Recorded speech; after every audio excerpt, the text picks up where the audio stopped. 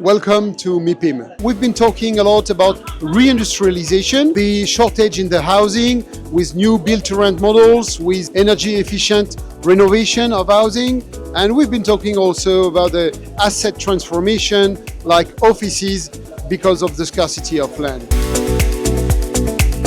In the MIPIM, it is very interesting for us to be here because I am meeting the client, of course, the stakeholders. We can exchange, we can strengthen our relationship, which is very important.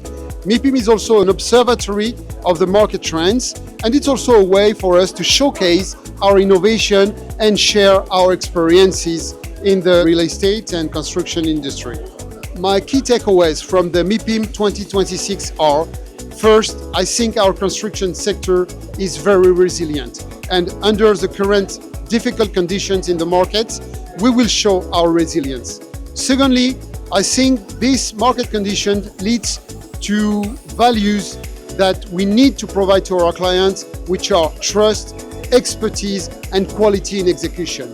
So three elements, trust, expertise, and quality in execution, will be more and more important in the projects we are developing because they are difficult to develop. And lastly, I think we need to continue to transform our industry with our three key topics of transformation.